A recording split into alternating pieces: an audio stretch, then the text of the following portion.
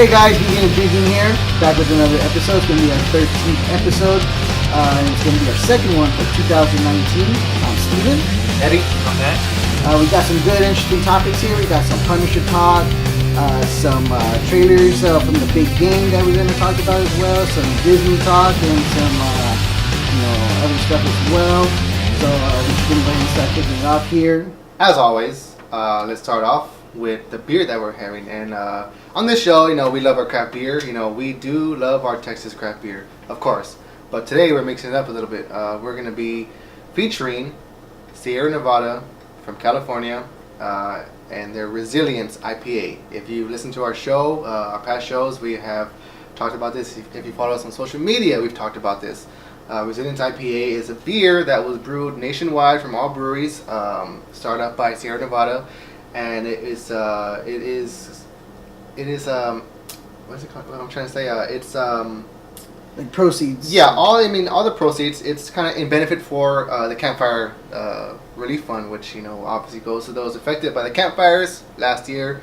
Sierra Nevada was one of those breweries that were on the verge of being wiped out by this fire. So almost closed down. Yeah, almost closed down. So thankfully, almost stopped production because of the fires. Not closed down, but stopped production. So we're thankful that they are still up and running. All good. Everyone's safe. Everyone's good. But again, just because people are safe doesn't mean that there was a lot of damage done. Right.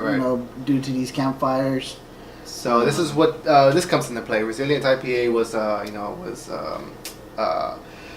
was started by Sierra Nevada. They reached out to breweries across the nation. A lot of breweries answered back. Some within our our state, our city, they answered back and they brewed the beer all in one day. So this is the product of that. Resilience IPA. You can buy it in the 6-pack at your local store. The 100% of the proceeds are going to be donated to the Campfire Relief Fund. Like I said, to help those that were affected by this. So, you guys ready to crack this open? It's an IPA, brewed IPA. Let's get this cracked open. I know Steve doesn't like IPAs, but he's gonna drink it anyway. I'm getting there. He's getting there. We're ready to drink now. Ready? So, cheers.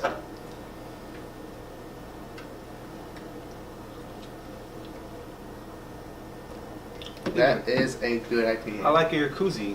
Oh yeah, you like that? Yeah. It's very nice there. They're geeking and drinking. It's got a shield in the back. What? Good. One for my beer's a little cold wet, for my hands. A little cold. Oh, here he goes. Show. Wow. Wow. Pretty new. Pretty neat. This is so unexpected. Guys, we have some koozies now. Maybe just 3 for now, but we will have some soon. Yeah, just stay tuned to our keep shows. an eye on social media. Keep watching our shows. We'll be announcing when we're gonna have some more available for the general public. We want to thank Kristen Segura from Crafting and Crafting with a Smile. Crafting with a Smile. We want to thank her for making these special koozies for us. All right, we love you, Chica. Again, we're gonna announce when we're gonna have some available for everybody, for the public as well. Dude, that's so cool. That's so cool. Look at that. But she doesn't only just do koozies for us. She could do other stuff as well. So if you want to, see what else she can do to help you guys out for anything, you have some kids in sports that you need to make some t-shirts for, or all your t-shirts and koozie needs, or something for your little cups that you like to keep, your Yetis and Arctics. Oh yeah, I saw some of her Yetis. Yeah, so I would suggest searching for her on Instagram at Crafting with a Smile on Instagram. So check that out, guys.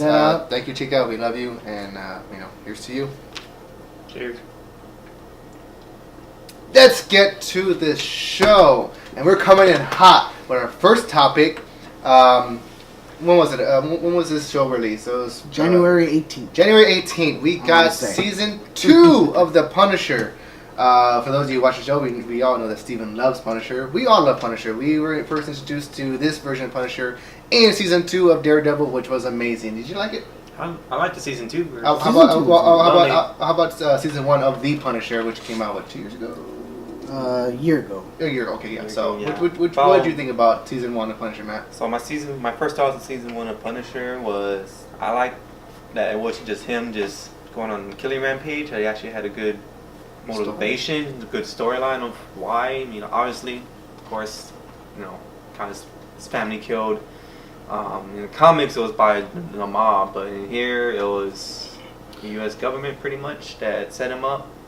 So you liked it when he came out in season 2 of Daredevil, it pretty much threw it out there that it was an inside job, like a mob fight. But then, come season 1 of The Punisher, we come to find out that it was a setup by the military and government. Yeah, that the unit he was with at the time when he was serving.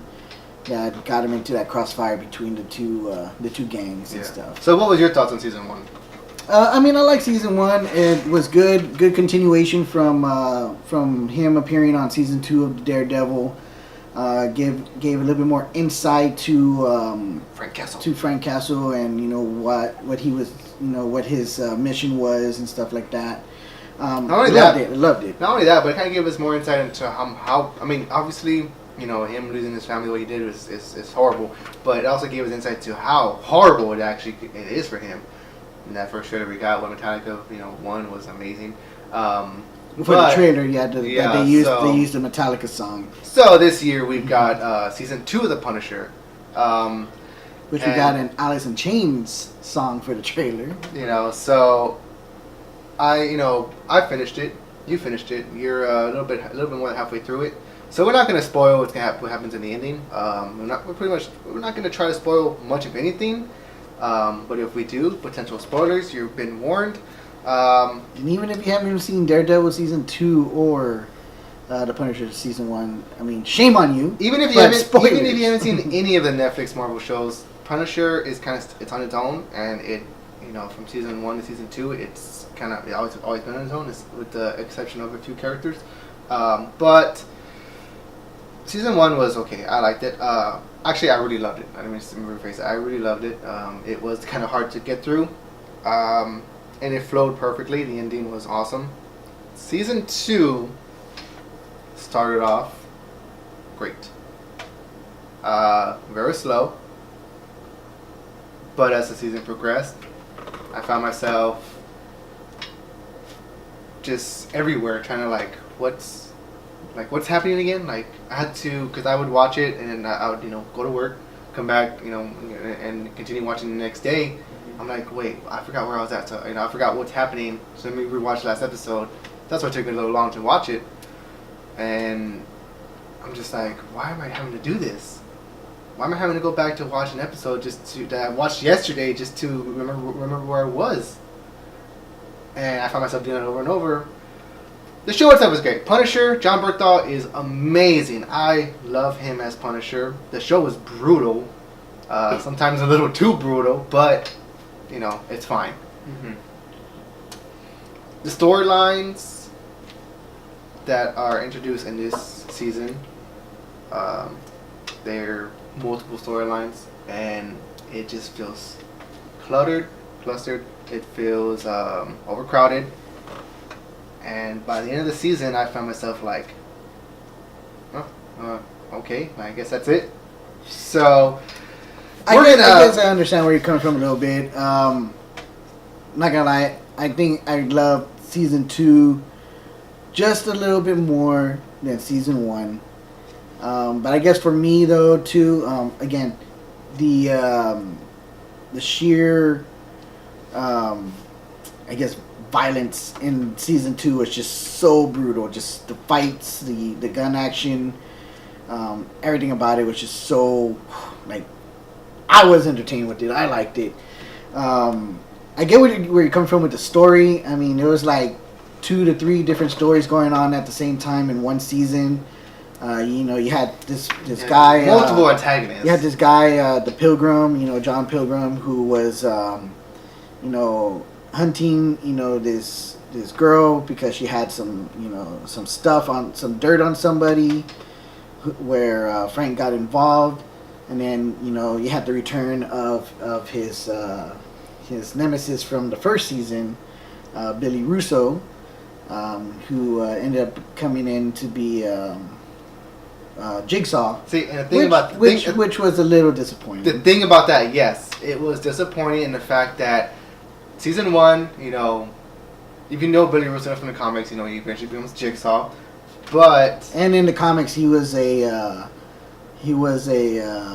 mob assassin. Yeah, and not military. I actually liked the kind of approach he took in season 1, that he was his best friend. He was had a hand in killing his family. So at the end he smashes his face in with some glass, and you're like, oh, like this is where he's gonna be the Jigsaw. So this season, and the thing is, like the trailers, because they teased it so much. Well, and here's the thing about here's a little backstory too of the character Jigsaw from the comics. Billy Russo was Billy the Butte Russo, because apparently he was just like this, handsome mobster guy, and this and that, which is why they call him the Butte. He is handsome. And then for him to become Jigsaw and this deformed face and everything, and he's called Jigsaw because of all the stitching from the brutality that he got. I think the character was, even though the movie was so cheesy, but again, me being an action guy, like I love cheesy action movies. Punisher Warzone, I think, portrayed Jigsaw a little bit better than the show. And don't get me wrong, the actor who played Billy Russo on the show was amazing. Yeah, he was good. He was so good. But I just feel like they did not take any, points from the comics at all. There was one mention of Jigsaw in the episode, which was one of the first episodes. Like, oh, Jigsaw, you got to piece up your piece of your life back together. Like, and that was the one and only. A couple of his guys too that he was recruiting called him Jigsaw. Did they? Yeah. Okay, I might have missed that. But that was really it. Like, and after a while, he just kind of just came across as his, like, One thing I didn't like was because of his incident from the first season, or because of Punisher beating him so bad in the first season, was that he had amnesia in this season, and was just kind of like a lost puppy.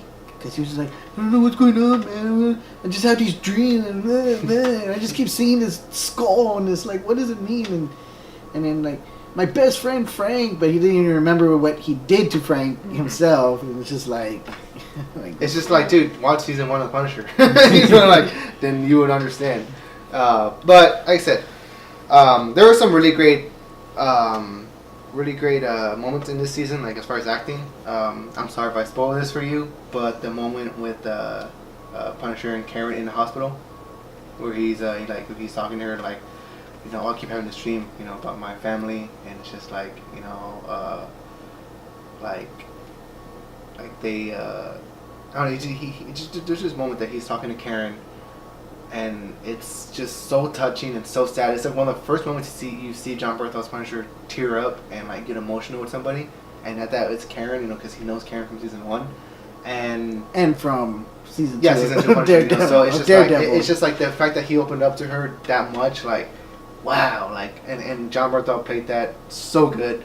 Like, I got like a little teary eyed watching that scene, because it's just like him, like he's just filled with regret. I guess for me, the only reason why I really liked this season was because it moved on. It definitely moved on from him getting revenge for his family, and him actually just being the Punisher, and seeing this person in need of help, and just for him just to randomly help, even though she was kind of ungrateful for a while and was a little annoying about it at the beginning, but towards the end, they kind of really to see like him do that. And again, when you get to I know you haven't finished the season, but when you get to the end, it was just like full blown Punisher for me.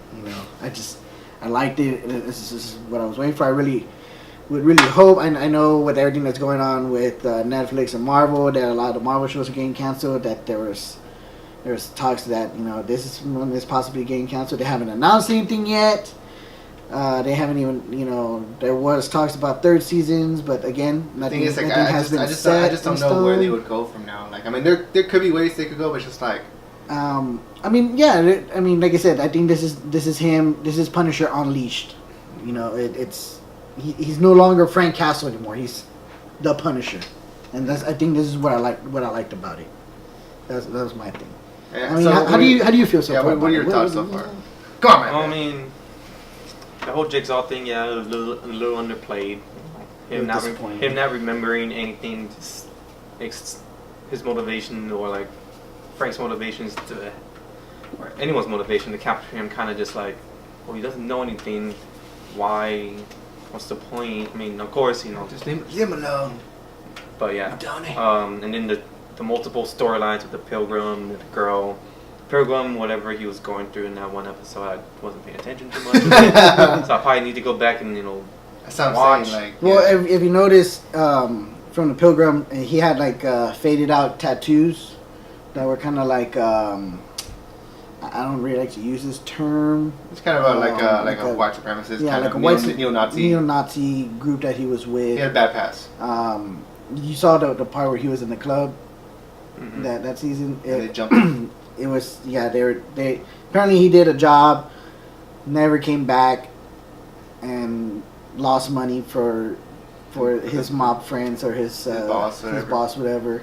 Dude, and so they wanted revenge to beat him up, and that was pretty much like that starts off and he's just injured. I'm just like, oh, dude, they messed him up, and like, and it showed that whole scene like where he actually killed all of them. It's just like man, like there are some scenes in this show where just like they're just going at it, like brutal, and like I mean there was one that I love. I really like when him and Frank interacted with each other and would fight each other. It was just like, oh my god, this is like a guy that's pretty much at his level that nobody sees what's going on like where he came from or knows too much about him. Yeah. I think the interaction between Punisher and Pilgrim was a little bit better than Punisher and Billy Russo Part 2. Yeah, like that's the thing. Like the most disappointing thing was the Russo Jigsaw storyline because it didn't go anywhere. It did not go anywhere at all. I think my favorite fight scene, and you probably agree with me, was the gym scene with the Russians. It had to be a callback to the first Punisher movie. Oh my god, that was just so amazing. What was the picture you sent me? Oh, one of the last guy that he beats up so bad that the weight and like. I go, dude, that guy, Punisher turned that guy into Sloth from the Goonies. He sent me the picture, so I laughed.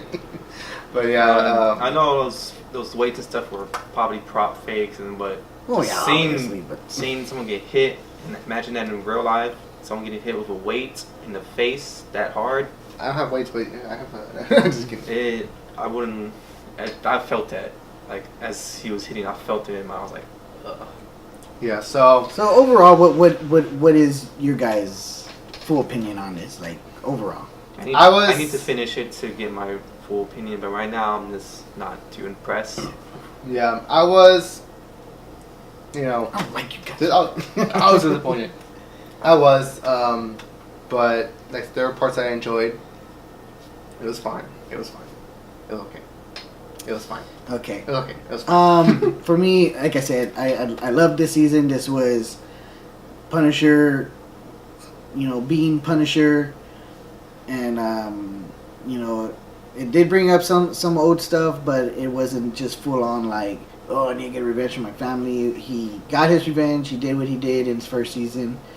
This was him being kind of moving away from Frank Castle to fully become Punisher. And if there is a third season, I feel like it's just going to be Punisher Unleashed.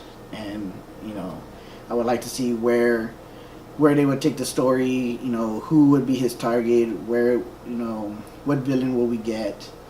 Will we actually get the Russian, like Kevin Nash? Kevin Nash. Bring him back again. From the Thomas Jane Punisher. Yeah, so I liked it. For me, it was up there. I know for you guys, it's Oh man, I wouldn't say it's that bad. It was okay. Story. It was fine. It was okay. It was Storyline, yes. Action, amazing. It was fine. It was fine. So, but you know, if you guys feel disappointed with that, I want y'all to be aware. I just recently saw a new movie that Netflix just came out with last night, starring Jake Gyllenhaal, called Velvet Buzzsaw. Oh yeah. That's directed by Dan Gilroy. Dan Gilroy, he did Nightcrawler, right? Nightcrawler. Yeah. So I was real excited about it. Saw the trailer for it. I was like, oh man, this looks, It looks pretty cool. interesting. Doesn't what's her name? Toni Collette come on it too? The girl from Hereditary. The mom, Hereditary. She comes on. She does. I know. I think she does. What? I can't remember who she anyway, was. so you Who saw was it. she and the mom? The mom from Hereditary. I don't remember. Yeah. I don't know. I saw it. I'm just not familiar with too much of the actors, but I do know Rene Russo comes out in it. John Malkovich. What's her name? Natalia? Is it's her name? Mm-hmm. The one that plays the sister from Stranger Things. Oh, okay. I see. I remember I think her. it's Natalia Dyer. She comes out in it. Yeah. So you know, it's got a good cast in it. Some would say an ensemble cast. But I was real disappointed with it, man. No spoilers. I won't do too many spoilers, but Too many. No spoilers. Just don't get your hopes up. Everything was just so predictable in the movie. It started off so slow. When he would try to do like a backstory, it would just go and just take a left turn somewhere else and just throw you all kind of the way you guys feel with the Punisher, with trying to do too much stuff at once, but in 1 hour and a half movie, it just didn't do it for me. I'm sorry, but it just didn't work out, man. I was real disappointed with it. But if you guys want to check it out, check it out. It just came out, I believe, this week or a couple weeks ago. Actually, came out last Friday. Velvet Buzzsaw, starring Jake Netflix. Gyllenhaal, Toni Collette, John Malkovich, Rene Dan Gilroy Russo. is the director. So Steven was disappointed. I will say though, of all the kills, the very last kill was my favorite. Then that's what I'll leave it at that. Okay. Well, I gotta check that out. I was looking forward to it. It's not too much. But Yeah. Okay. So this past week was the big game, and which is disappointing. Halftime show sucked ass. But we did get some trailers. I mean, if you could call them trailers, they're teasers, 30-second spots. People were open arms about it. They were fine. I liked them. One of the biggest ones that we got. Well, let's talk about one. Fine. No, they were great. You were all like I was. on Okay, one of okay, them. yes, okay, on yes, one of them. yes, like, okay. I love them. You watch but it one like- of them that was fine was Captain Marvel. We got a Captain Marvel teaser yet again. I'm gonna see this movie, guys. I'm gonna see it already. Well, yeah, obviously, everyone's gonna see it's it. an MCU movie. We're gonna see it. I mean, I only saw the teaser once. Did y'all even see it? I saw it a few times. Yeah, I seen it. The Marvel, the Couple Captain Marvel. times. Okay, I mean, it pre-launch. I'm so excited. Gonna see it. The one that we're so excited for, and I'm so excited for. You're so excited for. Captain Marvel. We're talking about it. Avengers Endgame. It was a 30-second spot. But man, did they show us so much in that 30-second spot. They showed us so little by showing us so much, dude. So yes, with Dude! that 30 seconds, Dude, I saw a video from, I want to say either from Nerdiest or Looper. You can find their pages on Facebook, but they kind of did a breakdown of it, and it got me even more excited about it. Because I mean, yeah, if you just watch it and you're not like looking out for stuff, then you're just kind of like, okay, what's the big deal here? But if you watch it and you're looking out for stuff, and you especially know this franchise when they point stuff out, like the way they did for Captain America: Civil War, when they showed the two sides getting ready to collide with each other when they're gonna fight Captain America's side and Iron Man's side. There's a character missing in that trailer. Yeah, same thing with the Infinity War. In other words, the character that was missing was Spider-Man. They didn't show him until the very last trailer, So when he popped up. In other words, Marvel Studios has a history of editing their trailers to either include or exclude a character or a major spoiler or an entire scene altogether. Yeah. So because as if Infinity War, the trailer we got, it showed our heroes in Wakanda with the Hulk clearly in the background running towards something. We did not get none of that in the movie. We only got the Hulk in the beginning, and that was it. So, like I said, Marvel Studios has it, which is not a bad thing. It's fine. I like their little, their little fake outs. I like it because, unlike DC, that gives away everything in their trailers. Literally everything. They showed Doomsday. They don't. Marvel you think Marvel shows you a lot, but then you go and watch the movie and you're like, whoa. Okay. And it's either for the good or for the worse. Do you have any more of these Resilience? Most of the time it's for the good. Sure, bro. I got you right here. And then, you got Ice Chest. Oh, so good. So good.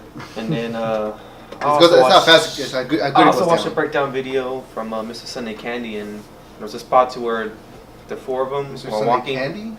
Oh, Mr. Sunday movies. Movies? Oh, yeah. My bad. Okay, yeah. But when they're walking in the field, there's a clear gap right between the heroes, or someone's being edited out. And there's another one too where you see them walking in the hangar. There's a little gap. And there's a gap between War Machine and Ant-Man. Mm-hmm. So, but dude, like my favorite part of that trailer, and it's real subtle, it's real fast. I think it was everyone's favorite part because. Well, no. I've been seeing a lot of it on the internet about it as well. But my favorite part, and I said I could be wrong because I haven't really heard much people talking about it. As soon as it kicks in, you see Tony Stark and Nebula just fixing stuff fast. Yeah. And not only is that cool because now we get Nebula and Tony Stark, and they're trying to get out of space. But it's cool because it's a callback to Iron Man 1. Yeah, and I was just saying, we all know what Iron Man can do in the desert, in the cave with scraps, like a box of scraps. What's in that box?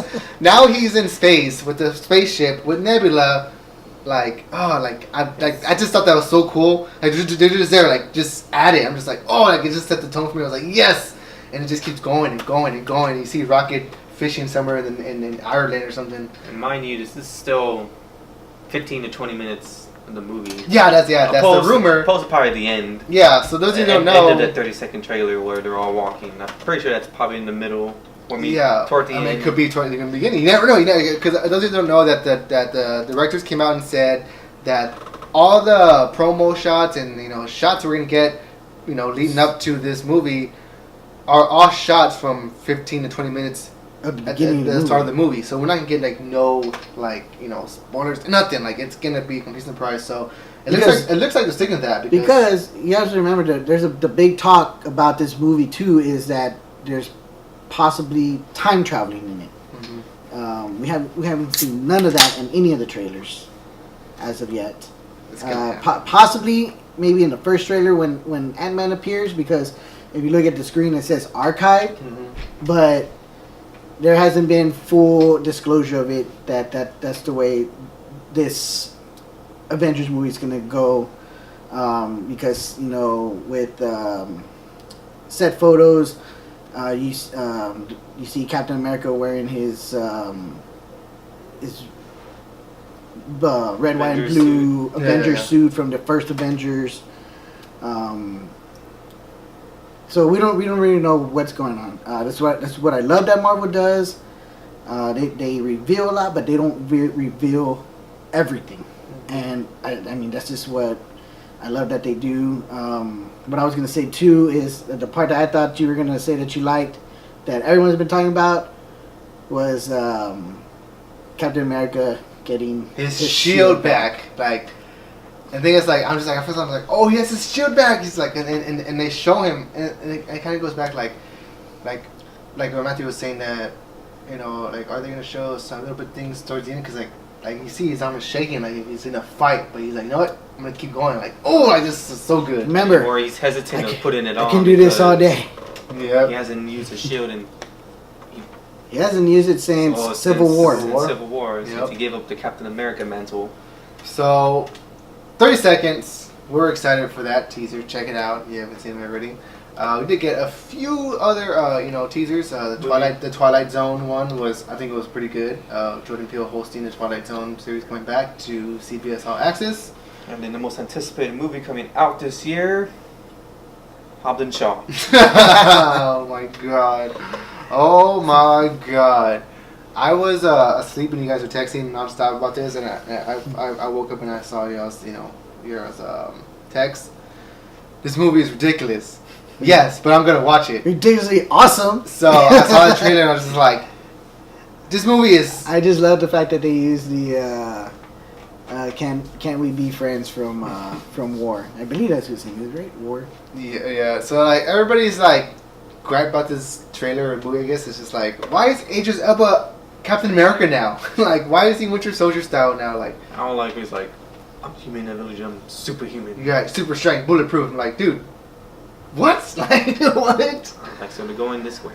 But it does look like a fun time. They're running down a building. They're running down a building. Like, the Rock is just falling down the building, punching guy in midair. Yeah, it does look fun. It looks cheesy, and I haven't seen all the Fast and Furious movies, but I probably will see this because it just looks like a fun time. This one is not a Fast and Furious movie. It's Fast and Furious. Oh yeah, but it's a spin-off, and yeah. and if you've seen the Fast and Furious movies, you kind of know what to expect with this movie because they're just all ridiculous. I mean, not all of them, but the recent ones we've been getting. So which I haven't seen. I don't think I've seen the last. I haven't seen Furious 7 yet. Yeah, I think I last one I saw, and this is because it's the last one was the first movie we got The Rock in, where him and Vin Diesel are fighting. That's the last one I seen. I haven't seen any other ones, just because it's whatever. But we did get another teaser for Toy Story 4, and dude, I love Toy Story. Mm-hmm. I love it. What do you guys think of the teaser? We actually now know for sure that Toy Story is going to take place in an amusement park. Well, do we know that? Yeah, well, because the two new characters that we got for sure, that Key and Peele are going to be playing the voices for, the duck and the rabbit, mm-hmm. are stuffed animals that you win prizes for. And the trailer that I saw had Buzz Lightyear zip tied to. That's one we all saw. So yeah, but okay, yeah, you may be right. There's never been no confirmation, but maybe, I think the little girl's named Penny, right? The little girl from Toy Story 3. Maybe she takes the toys to the theme park. They get lost, and maybe they get confused with like prizes. Maybe story, plot point.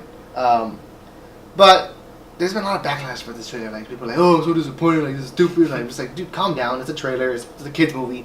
And it's fine. I actually really enjoyed this.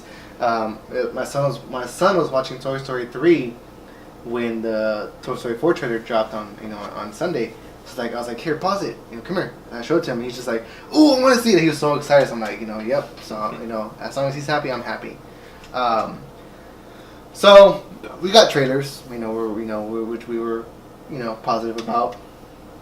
But there has been some recent news that came up in the world of Disney, Marvel. Speaking of which. Yeah, so, Matt, you wanna, I remember you texted us yesterday about, some news about the X-Men and the state of the X-Men franchise. Oh, it's actually him. It was him? I thought it was him. Me. It was you? Mm-hmm. Oh, okay. Text something different, but yeah, he was the one who texted about the X-Men news. So, okay, obviously we know there was a big deal going on between Disney and Fox, that Disney was going to acquire Fox and a whole bunch of its franchises, which included the X-Men, Fantastic Four, and Deadpool. Mm-hmm. Everyone was real scared for Deadpool because Deadpool did so good as an R-rated movie, and then to get Deadpool 2 re-release for Once Upon a Deadpool as a PG-13 movie, and everyone was like, oh my god, this is like Disney trying to butt in and try to fix Deadpool into becoming PG-13. Mm-hmm. Well, if you follow Ryan Reynolds on Instagram, he did post it, and I believe it was some other Collider also posted that Deadpool is going to continue being R-rated. Yeah. And It's kind of rejoiced from fans. And other R-rated properties are a possibility. And of course, one that we talked about in the last episode was the possibility of the standalone Black Widow movie being R-rated. So now that Disney has announced that Deadpool is going to stay R-rated, and the possibility of future films, which includes Marvel being R-rated, there is that strong possibility for Black Widow to be R-rated, which I'm a little bit more excited now for. Yeah, I am too. Another piece of news we got that pretty much the people that were in charge of the X-Men franchise over at Fox had came out and said that yes, the movies that we have in the can, which is New Mutants and Dark Phoenix, they're on hold. They're still stated for the release dates. Well, but Dark Phoenix for sure is going to be theatrical in June. Mm-hmm. It's still up in the air for New Mutants.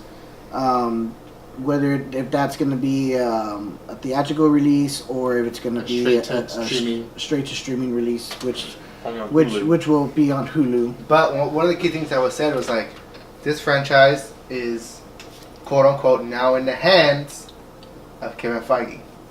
And we trust him to do well with these characters. Which Kevin Feige helped start the X-Men franchise. Yeah, he was one of the producers on it. Yeah. So, I mean, there's been rumors. So now the question becomes, how do we introduce the mutants into the MCU? Because, and here's my thing though, we got 2 mutants in the MCU, but they weren't mutants. They were enhanced humans, which was that is in, Quicksilver and Scarlet Witch. And they tried to do it with the Inhumans, which didn't work out in their favor. Yeah. I mean, it worked out in Agents of S.H.I.E.L.D. I like the way they kind of introduced them, but the actual show itself just... Yeah, the show... I can't believe it. I totally forgot about that show, because that's how bad it was. Of course, it never got... Never got renewed. After the first season was over with, everyone moved on with their lives. I still feel that there is hope for Inhumans, and that the MCU tries to do something with it as far as bringing them out again, but maybe. And I feel like maybe theatrical or something. Endgame being about time travel, stuff like that. That will kind of reset things for the MCU to have that possibility of. Pretty much what Days of Future Past did for X-Men. Kind of just revamping. It's like it rebooted, but it didn't do a full reboot. What is your guys' thoughts and possibility as far as maybe, and this is hypothetical speaking, getting a after credit scene after Endgame, possibly teasing the X-Men? I know that's not a possibility, but. Oh, wait, I'm just saying, so your possibility is low. You're not. Well, are you asking? I'm asking if are we gonna get some sort of. Okay, no. I'm gonna say no. Okay. I highly doubt it. Now, if you're asking if there was one, and they did do it, and they introduced something, or they kind of teased something like, for instance, like, what are we doing here, and then they walk through a gate, and then you just see School of Mutants. That's what I'm saying. Like, what if there's like a subtle tease? If they did that, see, that's a different question though. You're asking, do you think they would do it? No, I don't think. No, I'm asking you, like, do you think they would do it? And you're saying. No, but I'm saying like what like. No, what you should ask. I think what you're asking is, if they did do it, how would I feel? I would feel excited. Obviously, we all feel excited. I would be excited, and then that would jump into more questions of, again, how are they going to introduce the X-Men? How are they going to bring the world of mutants into the MCU? I would be excited for it. It would be amazing. Obviously, we'd be excited for it. Obviously, but I'm saying, like, obviously, your answer to the question. I'm just saying, like what, I know what you're trying to get, but I don't think. And I agree. I agree with you guys. I totally agree that the possibility is low. We're not gonna get nothing. But I'm just putting that out there, like, so we're all agreeing. It's not gonna happen. It'd be cool, but So yeah. Along with those rumors, is that like I think Disney is looking for another actor. They did announce that they are looking for another replacement for Wolverine, for a younger Wolverine. Yeah, which, and I've heard on other podcasts that maybe this isn't a great idea. Like maybe Disney should not lead the X-Men with Wolverine because we got that. We got our Wolverine-led X-Men movies. I don't think they should lead it with the Wolverine.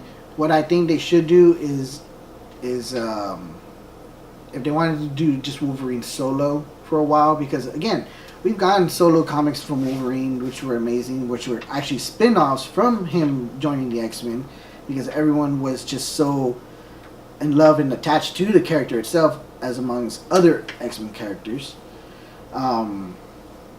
So I that would be awesome, but I think just the fact though is that Wolverine is just such a popular X-Men that I can see that's why the MCU would want to lead with Wolverine first. Again, Wolverine just wasn't part of the X-Men. He was also part of X-Force, so that would be cool to see him. He's a part of Avengers too. And Avengers as well. So it would be cool to see him, if they would bring him out in a new Deadpool movie. As in reverse, how X-Men Origins introduced Wade Wilson.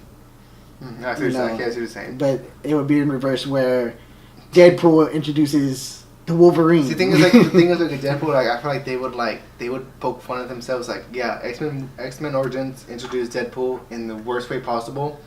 So now we're gonna introduce Wolverine in the worst way possible, like just joke on it. But I think they could do it good because they could do it good. I just don't think they would. Especially with Ryan Reynolds, I think he loves being in charge of Deadpool itself. Like it's almost like it's his character. Like it's him. It's almost like you have to go through him first to see, how it would work out. Obviously, Ryan Reynolds is a fan of it.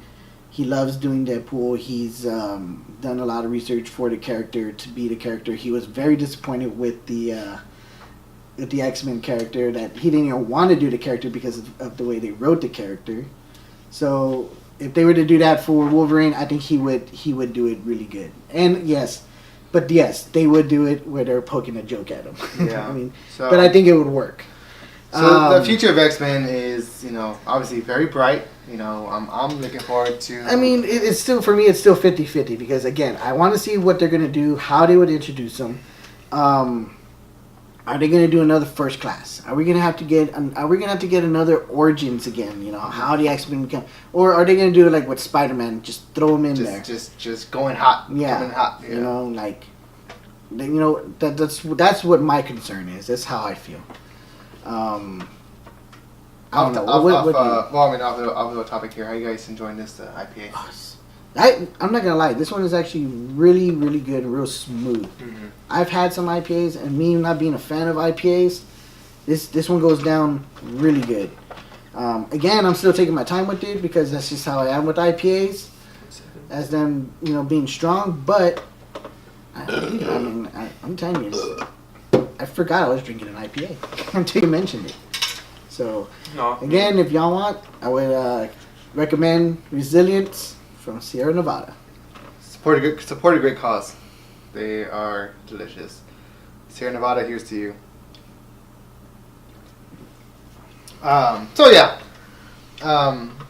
X-Men Future looks pretty bright. I'm excited about it. And also, I heard Disney...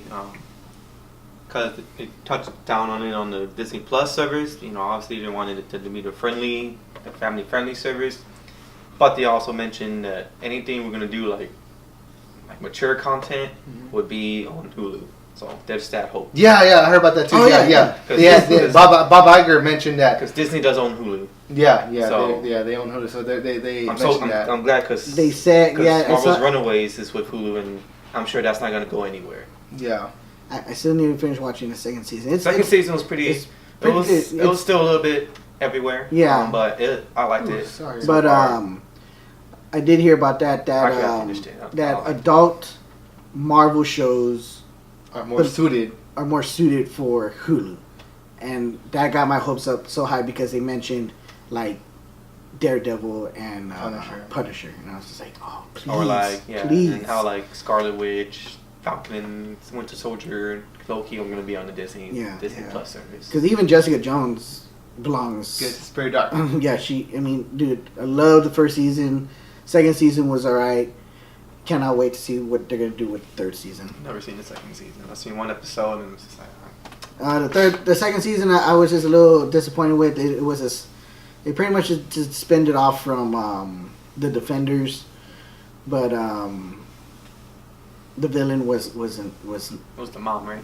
Was the mom and the doctor. I forgot the doctor's name, which is a character from the comics as well, but they spend it differently. Mm-hmm. But that's why but it just got me so upset because you had David Tennant, who played the Purple Man, Kilgrave, so amazing on the first season, and for her to still even be haunted by him in the second season, that he came back for one episode as like a flashback character, kind of flashback, or like kind of like shadow a mind like messing with her mind kind of thing still, but because she was still thinking about him, and oh my god, I mean, I love David Tennant. He's such an amazing actor. He's so good, man.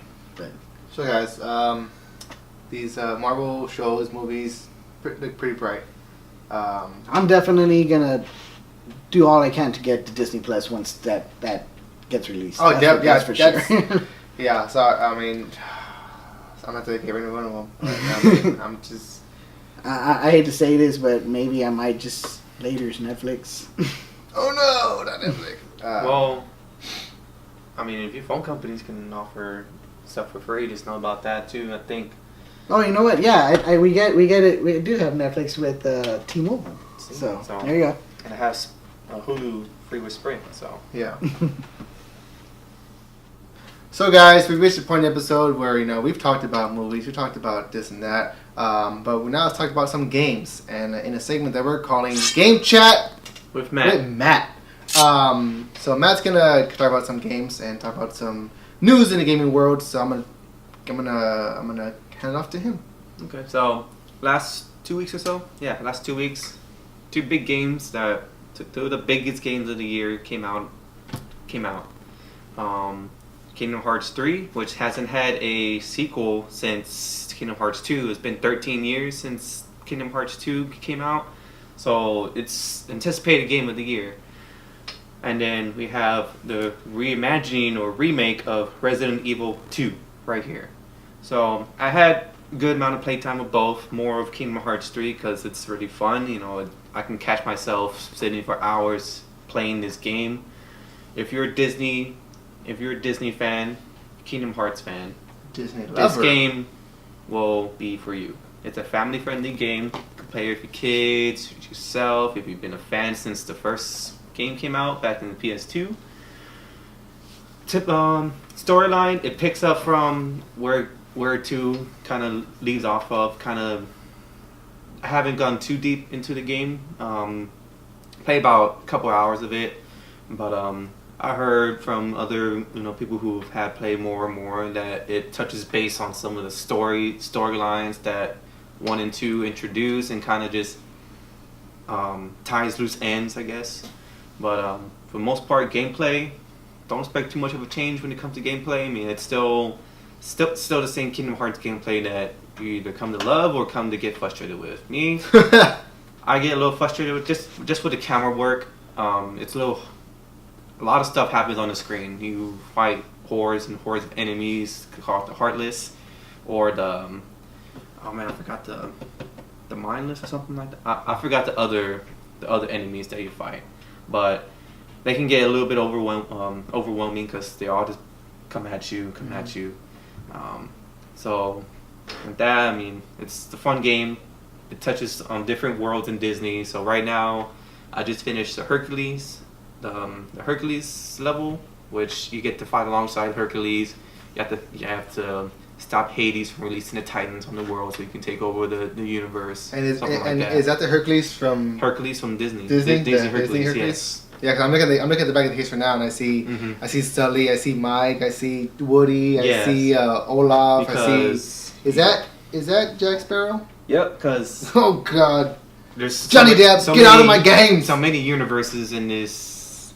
It's Disney universe. Yeah, in this game, you get to play alongside the characters in Frozen, alongside the characters in Monsters Inc., Pirates of the Caribbean, Big Hero 6. Yeah, I see Big Hero 6. Toy Story, and all that, all that famous Disney properties. I see Maleficent, not starring Angelina Jolie. Mm-hmm. Right now, I'm in the Tangled universe, so I just meet a Jack Ryder, right? So each universe you go through, is it like, oh, so now I'm in Monsters universe, or you're in that universe, and then you go into like Toy Story or whatever? Yep. That's cool, man. It's like a ship that you go to. You see different worlds. It is more of an open world type feel.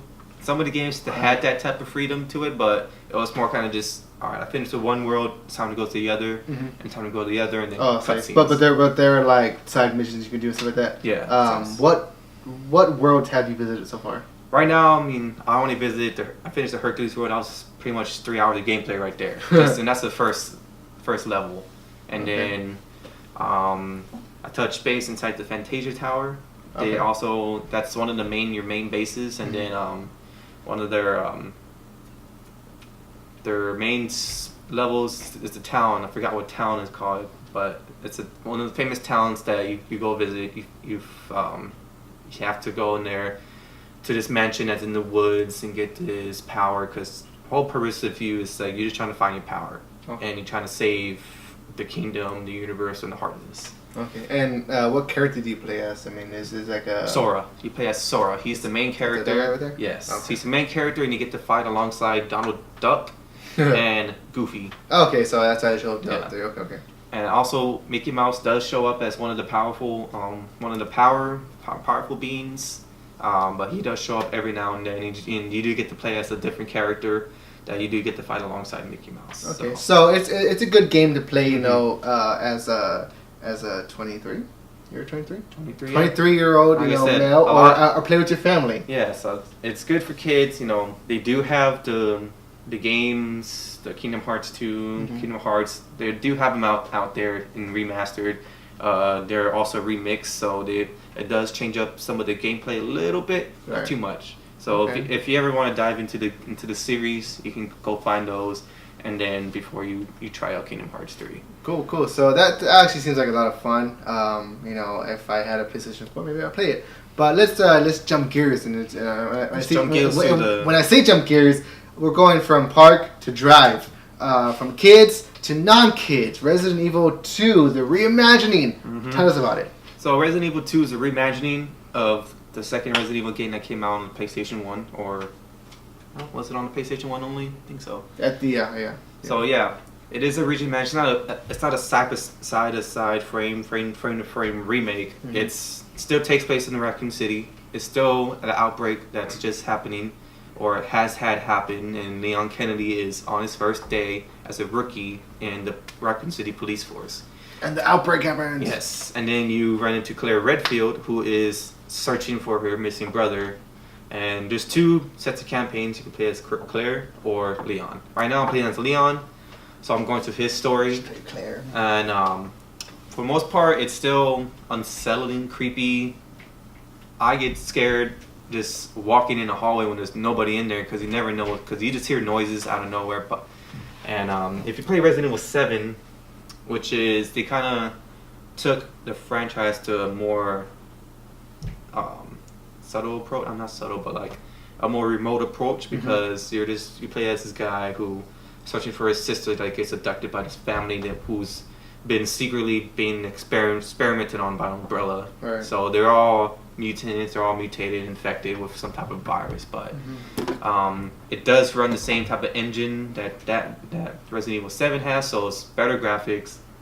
And when I say better graphics, everything's super detailed. Yeah, I can imagine. The gore in it is amazing. It's not so boxy as it was back then. Yes, but there are skins that you can play as the PS4 graphics or the PS1 graphics. Yeah, so So in the most is part, Resident Evil 2 Reimagined only available on PS4? no, it's available on PS4 and Xbox One. I'm pretty sure PC also. Switch? Switch? No. No! Switch. Damn it. Not right now. I got a Switch though. But I'm playing Mario Odyssey. that's Capcom's thing. I don't know if they're ever going to convert their games to the Switch because it is a little hard to convert games that are made for like Xbox One and PlayStation 4 to a Switch because the processing power that some of these games Right, require. and I know Nintendo's pretty strict with that Yes. shit.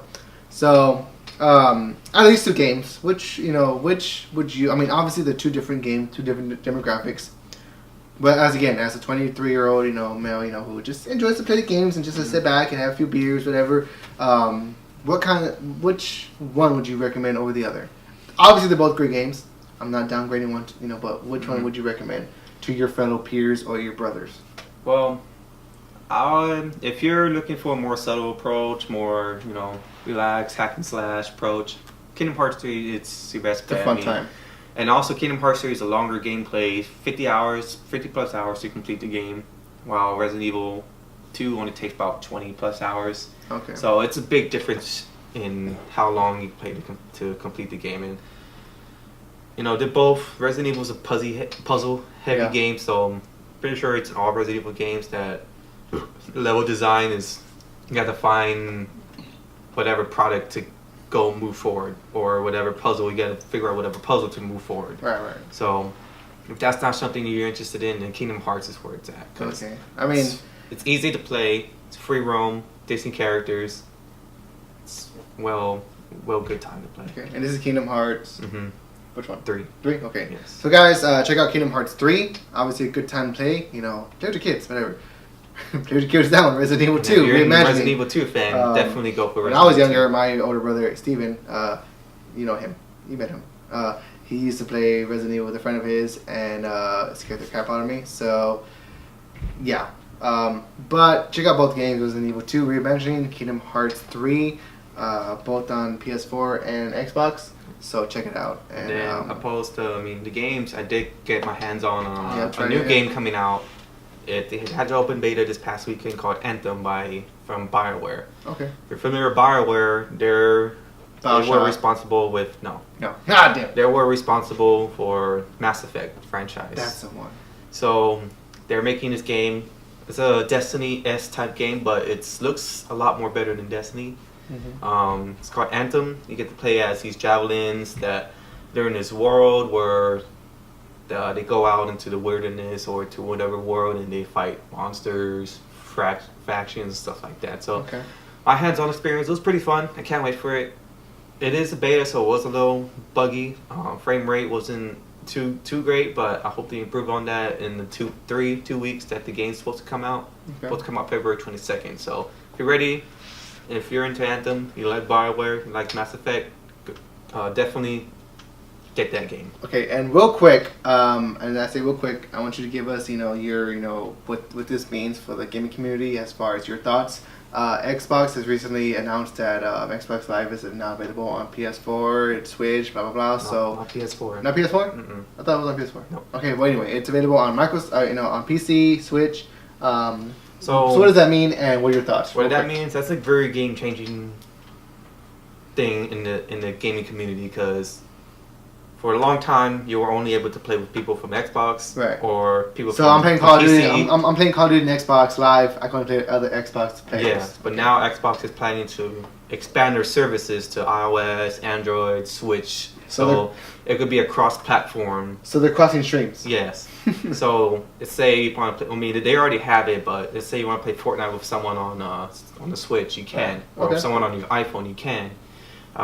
You can do it on the PlayStation 4. Well, it's only with Fortnite though. But Sony is a little stingy. They're like Apple. They don't like to share their product because they think they're all that, they're the best. But it's really game changing. I can't wait to see it. It does make me want to get an Xbox One even more. Well, not even more, but just going into that realm, just so I have two of the consoles there. Right. So if I want to play with some buddies from Xbox, I can, or if I want to play my PS4, I can do that too. But I have high hopes for that, and that's really going to be a game changer in the gaming community, because it's going to be more more social interactions with across all platforms. Hopefully Sony gets their hands out their butts and does the same thing, but that may be somewhere down in the future. So awesome. So Xbox Live gonna be on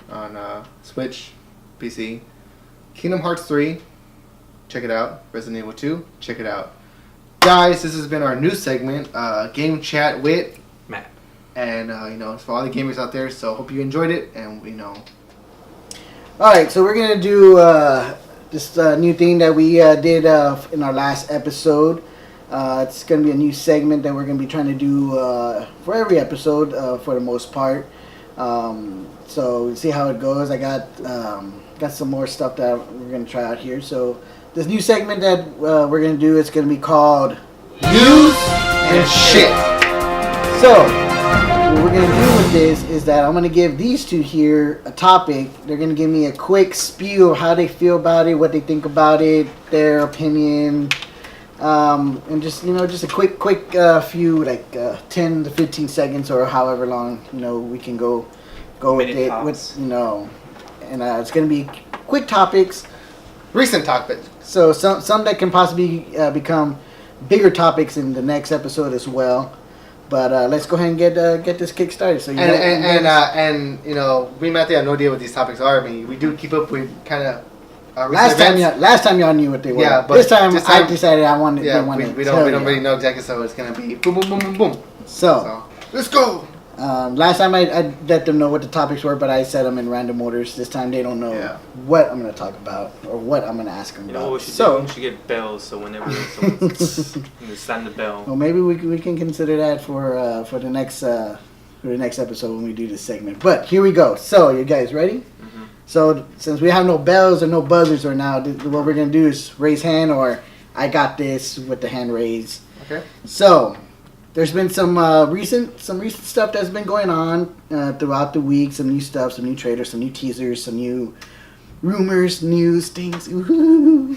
So, one thing that came out that was announced from Jason Mewes and Kevin Smith is that there's going to be a new Jay and Silent Bob movie. What do you guys think? Eddie. Okay, so I listened to Fat Man Beyond, formerly known as Fat Man on Batman, and Kevin Smith this is a passion project for his of a long time. This was actually publicly announced a couple weeks ago, but so it's been publicly announced, publicly talked about for the last week or two. But I am super excited. I know I talk about there's certain movies that you just don't you don't do sequels after a certain amount of time, but Jay and Silent Bob is one of those exceptions where I love Kevin Smith. Yeah, he has plenty of stinkers on the whole, but he has so many good movies. I love Mallrats, I love me some Chasing Amy, I love me Jay and Silent Bob, and I cannot wait for Jay and Silent Bob reboot. I mean, we live in a world of reboots, remakes, blah blah blah. So it's gonna be fun. I cannot wait. Okay, so I heard the news about maybe like a few days ago, maybe last week, but yeah, I saw that. I was like, okay, that could be interesting. 'Cause it could be poking fun at reboots and all going on in Hollywood because Jay and Silent Bob Strike Back. That's what they were doing, poking fun and everything in Hollywood when it came to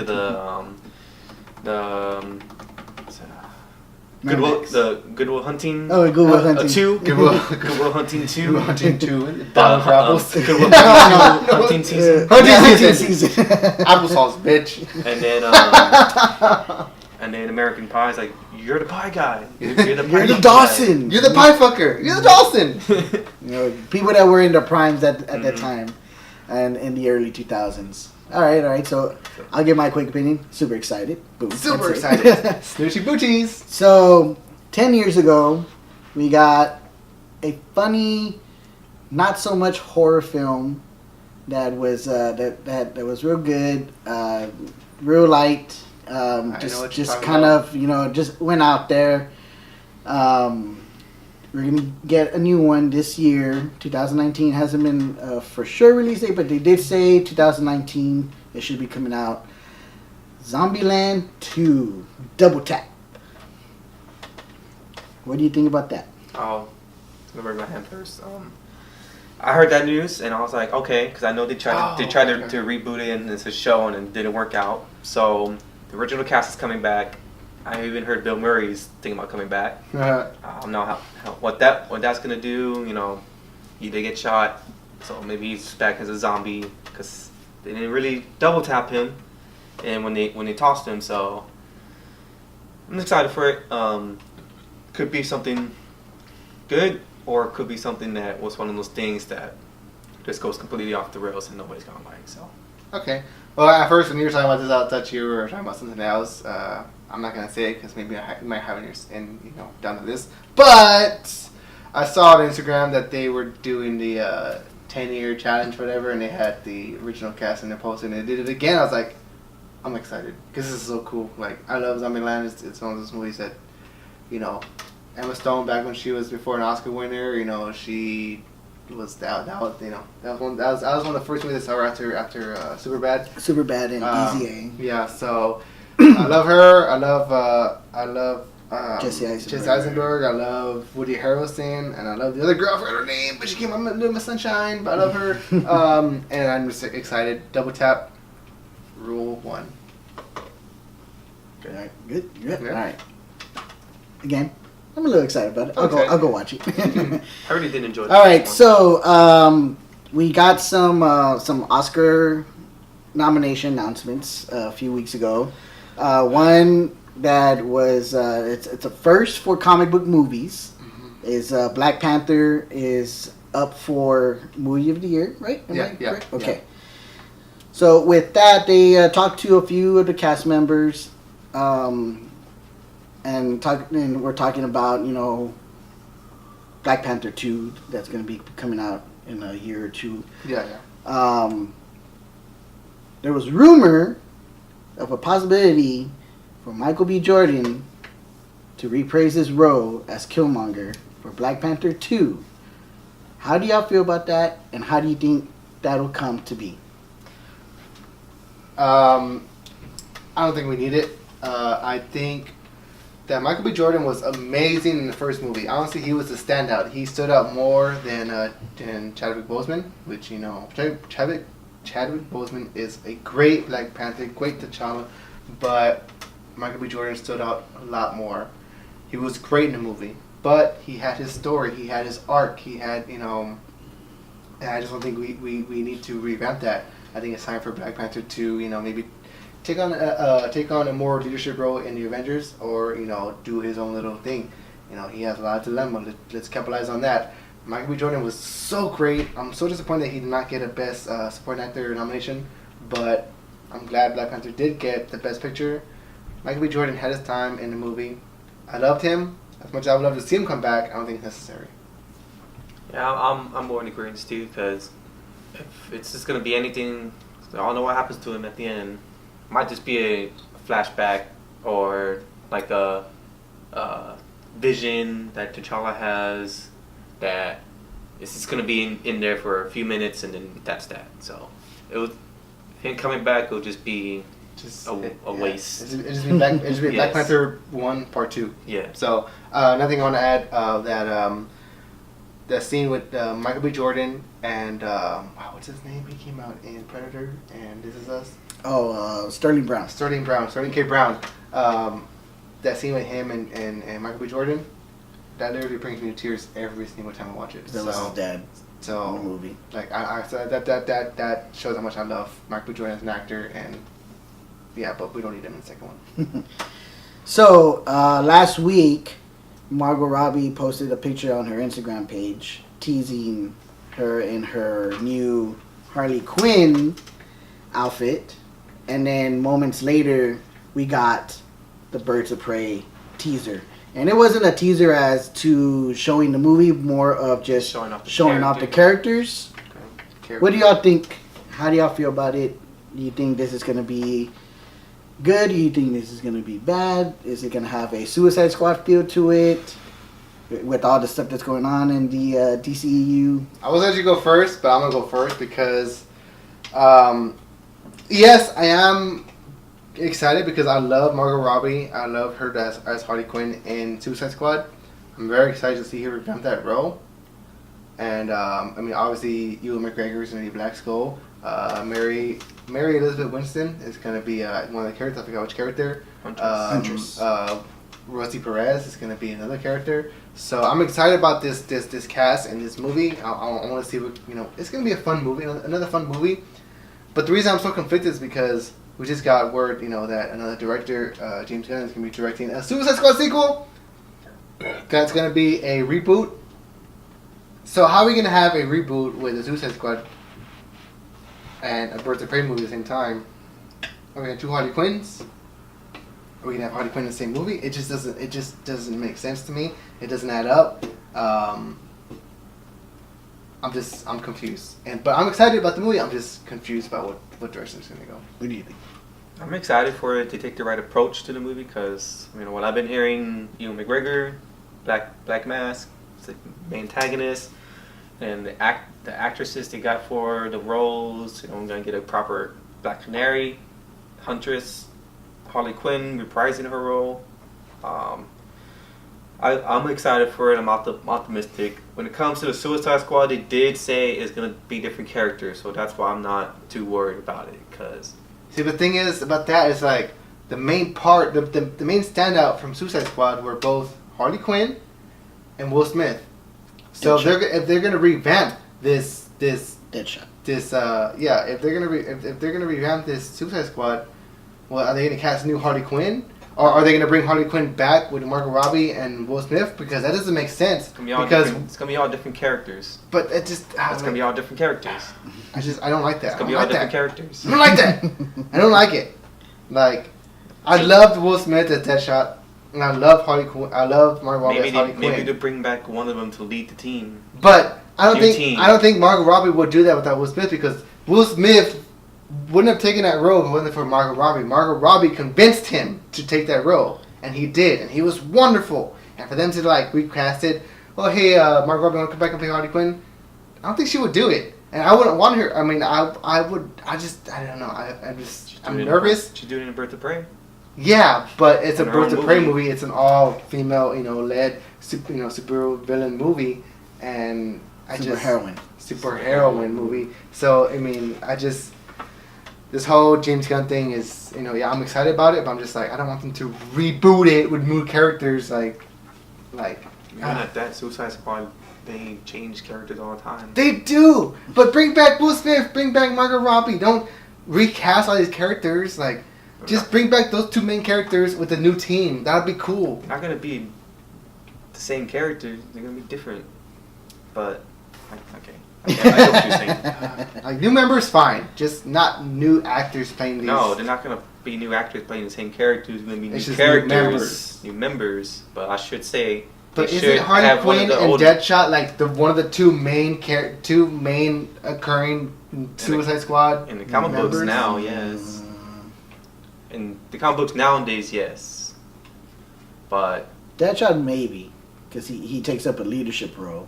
That's why I'm saying maybe Deadshot should just be. But not Harley Quinn. Should still be in the movie. She's been in a lot of the iterations of Suicide Squad. All right, next topic. All right, so here's one that he's not gonna like. Because I really want to get your opinion on it. Next week, or actually, we're pretty soon. We're gonna be getting the second half of The Walking Dead. Oh, with the new threat to the group. But if you saw the last episode, we lost 2 people, and actually we lost quite a bit of people. We lost 3 main characters. 2 of them didn't get killed off, as opposed to there's other plans for them, and one of them we did lose, but in Jesus. So, what do you think is going to happen in this second half? How are they going to face this new threat? Well, I'm sorry. What? You're talking about Walking Dead? Sorry, I was so bored about it because Walking Dead is boring now.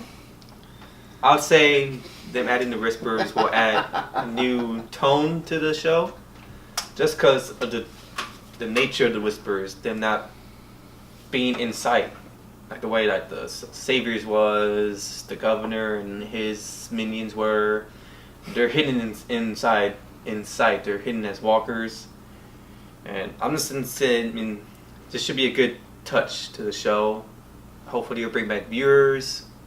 Won't be as boring as it was before, because that's what was my problem too. It's like I lost interest for a little bit because it got a little boring. I stopped watching, but then I picked up, right where I was left off, finished off season 7, and then I didn't get to see the last few episodes of. I only saw the episode where Rick left the show. Whoa. It's been announced. So I only saw that episode of the whole 8th season, so them introducing the whispers, I have been waiting for it, so I will dive back into it. So keep in I'm mind. pretty excited. Go ahead. Okay, so you've seen past episodes. Hopefully you have. If you haven't, check it out, because we've talked about the subject of Rick leaving the episode, and for a while I was bitter on the franchise because it's just kind of boring to me. But you guys have told me, and I've had other reviews say that it's kind of building up. It's getting a little better. I'm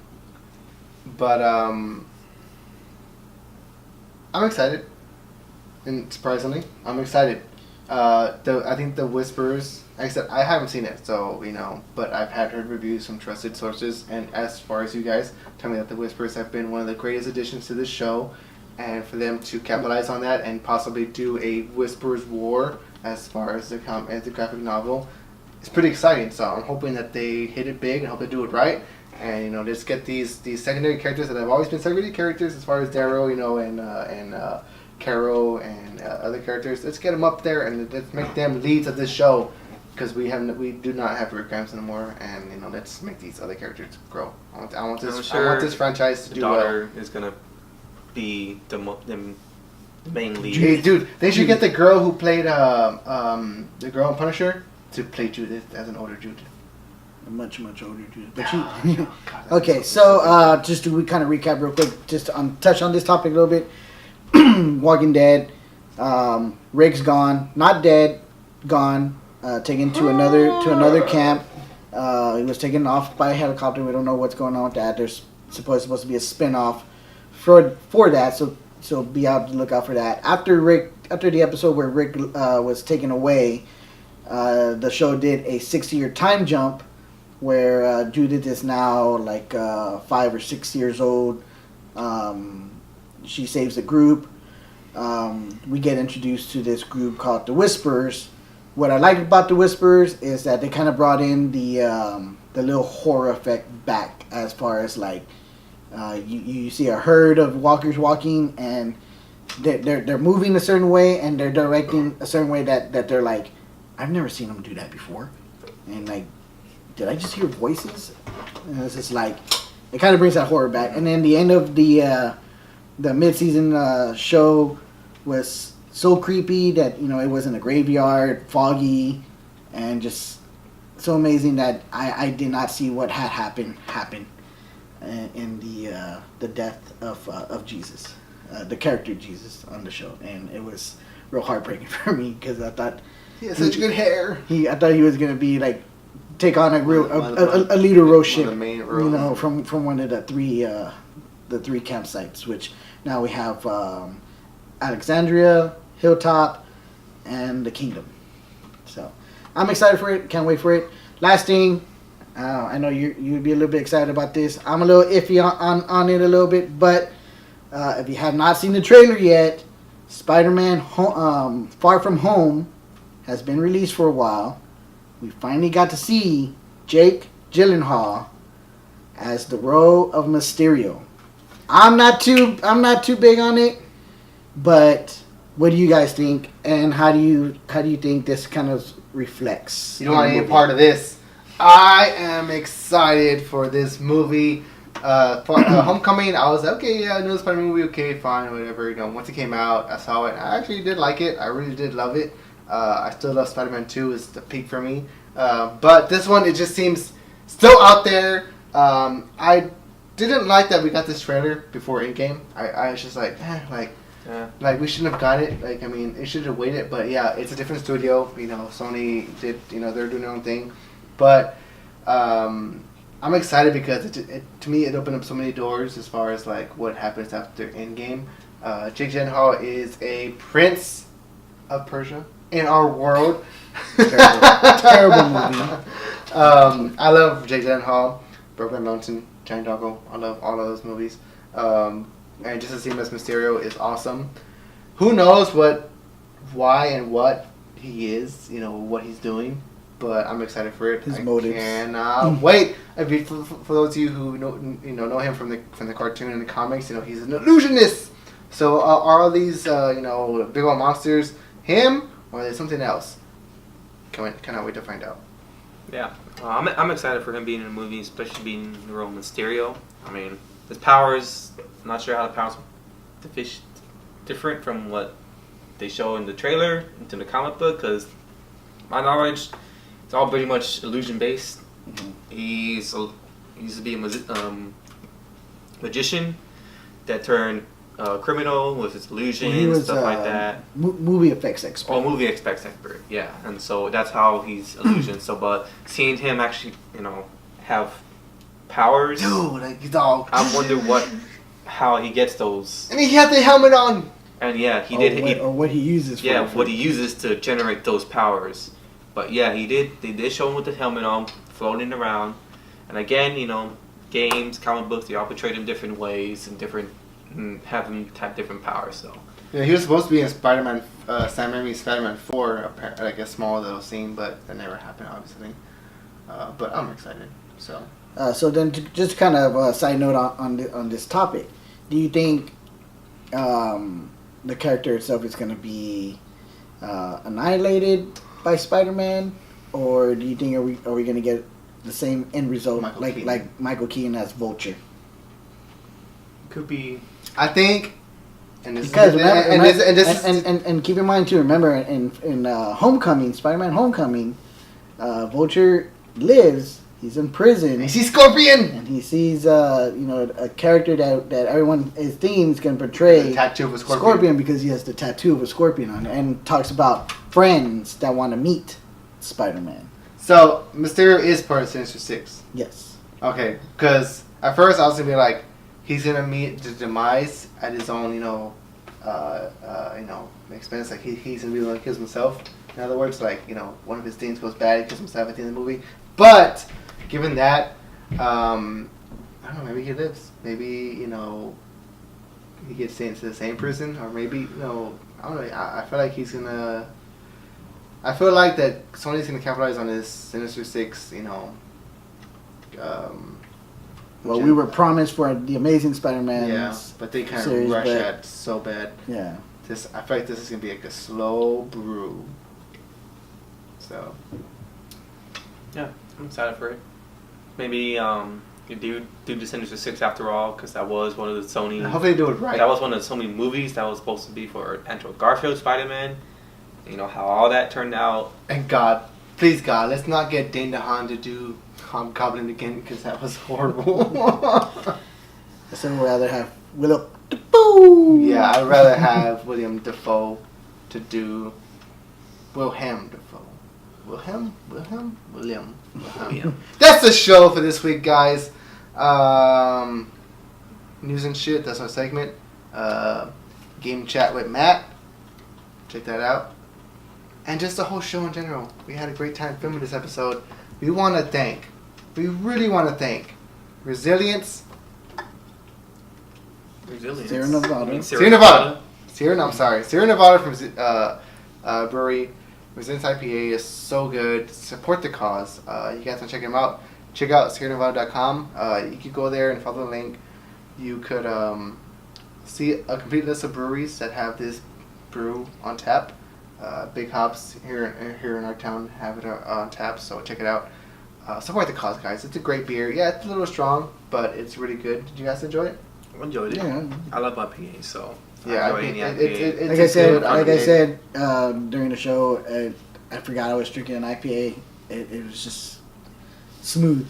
And the can itself, It's a nice design to it. I mean, yeah, look at the can. The can is a really good can. So even if you want to save a can unopened for yourself, it's a good collector's item. Yeah. Because this is a very limited beer. Yeah, it is a limited beer. It's not going to be available for too long, so get it while you can. Support the cause. And then again, you know, the new nice koozies. We want to thank Christian for making these for us. Again, you can look at more of her stuff on Instagram at Crafting with a Smile. Check her out. Check you know what she can do for you. I think she can create some T-shirts. Like I said, some decals for your Arctics and Yetis, koozies. Just, you know, if you have anything that you think, you know, you need something for, just let her know. Yeah, guys. But yeah, that's the show. Thank you guys for tuning in. If you haven't watched the last episode of episode 12 of 2019, it's a great episode. We reviewed Glass, which, you know, we have our opinions on. Mm-hmm. Check it out. Check out all the episodes. We really appreciate and really want all you guys' support. Tell a friend, and if you told a friend, tell a friend to tell a friend to tell a friend to tell a friend. Get this thing going, spread the word. Instagram, Twitter, Facebook, you can find us at Instagram and Twitter at geeking_drinking, and at Facebook at facebook.com/geekingdrinkingpodcast. Please follow us. We are very active. We want all your support. We want all your friends. Come on, let's get everybody together. You know, we love comic book, we love geekdom, we love movies, we love music, we love comics, we love games, we love beer. And you know, we just want everybody to be happy. So, and keep an eye out when we will have koozies available for you guys. So very, very soon we're hoping to get that. We're hoping to get that. You know, very soon to you guys out there. So if you want one, just, you know, message us, send us a comment or something. And, yes. And we'll figure it out. And like I said, just stay tuned for that. We'll announce it on our social media. We'll announce it during one of our episodes when we have them in stock. And the thing is, we're not going to sell these koozies. We're going to give them out. Yes. So we want you guys to comment on this video. Comment on all videos. If we see your comment, you're getting a koozie. Look at this koozie. Look at that. Look how awesome it looks. Geeking drinking. So you want one of these koozies to keep your hands warm while you're drinking a nice cold beer. Comment on this video. Comment on every other video we have. Well, not every other. Just comment on a video. Any video. We want your feedback. We want all your love. If you have hate, it's okay. Bring it. But thank you for watching the show. Episode 13. And we hope you guys had a great time with our with everything we discussed. Check out Matthew's segment. I really digged it. So check us out. YouTube. And for Steven and Matthew, I'm Eddie. We are Geeking Drinking. Cheers, guys.